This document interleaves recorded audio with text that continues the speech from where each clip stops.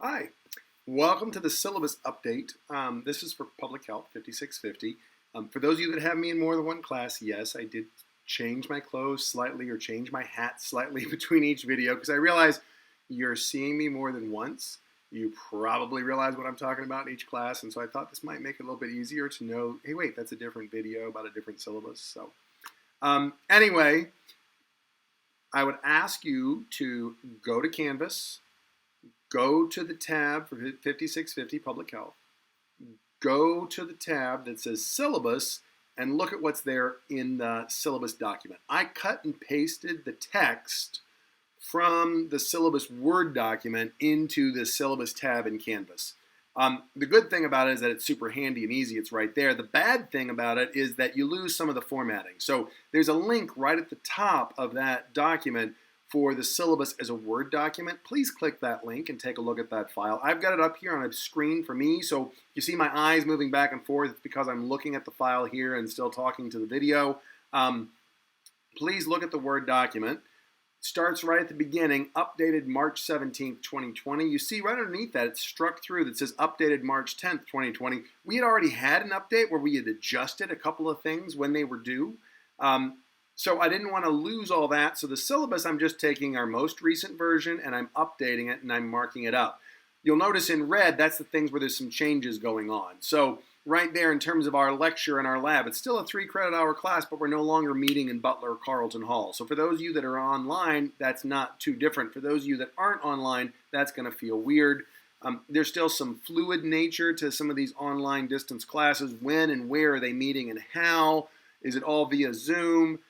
They've had some difficulties with the Zoom recordings being kind of delayed getting in the cloud. So I'm an engineer. I do things the simplest way and the most reliable way. A quick 10-15 minute YouTube video seems to be pretty robust. People seem to have access to that. And some Word documents and Canvas, people seem to be able to look at those. So I'm going to stay in the space where I know things are working. And as they continue to get better, we'll push into some additional space. But, we've gotten a lot already done in this class. So hang with me. We'll get through it all together. Course description stays the same. Text stays the same. Supplementary materials all stay the same. Learning objectives, top of page 2 of the syllabus, stays the same. Grading. Now here's where we get a little bit different. Previously, there was this really strict rule. Miss a required assignment, fail the class. I've already explained that I've taken that off, right? In other words, you can miss a required assignment. You can turn something in late and you don't fail the class. Here's the caveat to that. I can't give you a grade if you don't do work. So you can't not do work and still expect to get a grade. So you don't have to follow the deadlines on the syllabus, but you do have to get the work done before the end of the semester. So if you get to the end of the semester and you haven't done required stuff, I don't have any choice but to give you an incomplete because you haven't gotten the work done. You want to avoid that. So knock out the required stuff. I would encourage you to knock it out based on the syllabus that's here, based on the timeline that's here, because other classes are going to start backing up. So knock this stuff out, get it done, get it taken care of, and move on. That said, if you suddenly get sick, if a neighbor gets sick, if you're taking care of somebody else, if you're running errands, don't freak out if you're a day late turning something in. I wouldn't suggest waiting, but it's okay if you're a little bit late with something that's required, all right? Now, graded optional assignments. There are now 50 points above the 70. 70 to get your C, that's the required stuff, the optional. Now, here's the deal. I've made a couple of changes. I've got an optional online discussion board that's been running this week. That will run next week, all through spring break. It's optional. You don't have to do it, but it's a great way to pick up some points. I've got 10 points available in the optional discussion board. Log in, knock those out each day. There's 5 this week. There's 5 next week. Knock those out, and you'll have 10 more points towards your final grade. Things that I want to change here is just kind of like a highlight little thing to be able to adjust. You'll notice that the independent research project on diplomacy lab, I've essentially struck that out, right? So unless you've got a strong reason to try to complete that, with the social distancing and all, it's not really feasible to be able to go out in a crowd and interview people about antibiotic resistance, right? So if you've already done a bunch of that and you want to get partial credit, I'm okay with that. If you haven't started it, probably not a good time to try to start now, right? So if you were trying to do the Diplomacy Lab antibiotic resistance, I suggest you pivot and you pick up the advocacy book. If you need a copy of that via PDF, let me know. I can send it to you, but I suggest you switch and work in the book report space. Discussion boards there for this week and next week, and let's settle in and keep looking at the rest of the syllabus. As we go down to the next page, we look at page 3. You notice no credits given for late or missed assignments. That's been struck out because now there's not this absolute, you got to get something done by a deadline. Do you have to be done before the end of the semester? Don't have to be done on a particular day. Here's a note about exams. We have a final exam that's optional. I'll do that during the normally scheduled time, but how I'll do that is I will email you a copy of the exam as a PDF. You can print it and take a picture of it and send it back to me. You can take it on your laptop or take it on your iPad as a PDF. That's fine too.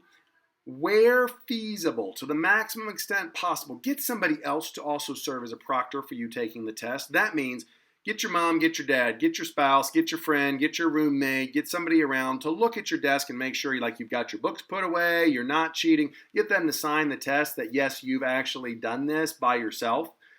What if I can't find a proctor? It's okay. It's okay. Let's read the words. To the maximum extent possible. I am not the police of cheating. I am trying to ensure the integrity of the exam. Right? So find somebody to help proctor you, take the test, return it via PDF to me. Here's an important caveat. When you're sending in files via PDF as attached to email, make sure the file's super obvious, like your last name, the course number, and what the file is. I'm already getting emails from people saying things like, well, here's my homework from class. Okay, which class? Which homework, and who are you?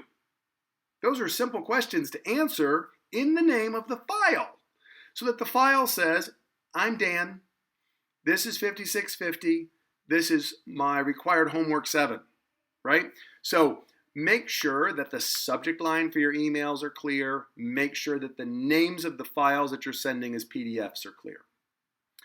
Let's screen down and look a little bit further, right? So page 4, classroom egress maps, lead learning enhancement, student success center. These things are scratched out, not because they don't exist, but because they've changed, right? These things are in fluid space. They're going differently. They're not live face-to-face. So I've marked those out because there's some differences there. Finally, contact person, top of page 5. If you've got problems, write to me, engage with me. I'm here to help. If you need additional help, Department Chair Joel Birkin's available always to chat with you. Now, let's look at the rest of page 5. What I'm focusing on here is this table. This table has got 3 columns to it. Week 1, the Tuesday lecture, and the Thursday lecture. This is the schedule that we've been working on all along. If we look at page 6, you'll see in red where I've made some changes. Week 9, the current week, we've got this optional discussion board. That's where we're spending our time. Week 10, next week, spring break, still has the optional discussion board. Week 11, you notice the 31st, optional experiential learning. This was where we had done the switch previously, right, between the Thursday and the Tuesday class, right? So Unit 11 is now due the 2nd of April. Unit 12 is now due the 7th of April. Unit 13, the 14th. Unit 14, the 21st. And notice I've got some scratch out. The optional experiential learning to plan the childcare fair. We're not going to do that. So there is nothing on 331. There is nothing on 49. There is nothing on 416 or 423. Don't be looking for something there because there's not something there. You've got these next units to do, 11, 12, 13, and 14. Knock those out. Knock out your term project. Pick up your points. You're in good shape for the rest of the class, all right? Now, those of you that were in the child care fair, I've told you that we'll work together. I will come up with some information that I'll post on Canvas that explains to you how to get full points for the child care fair. I'll write up a rubric for a reflective exercise for you to be able to get your full points. Please take a look at this syllabus, everybody. If you've got questions or concerns, send me an email. Realize that we're all in this together. We will get through this together. Realize what I'm going to do is use the technology that's most robust. So I'm going to be in the YouTube discussion board space for now, rather than rushing to do stuff like Zoom, which may or may not work for everybody all the time. If you've got problems, if you've got concerns, give me a shout. I'm here to help. Thanks a lot.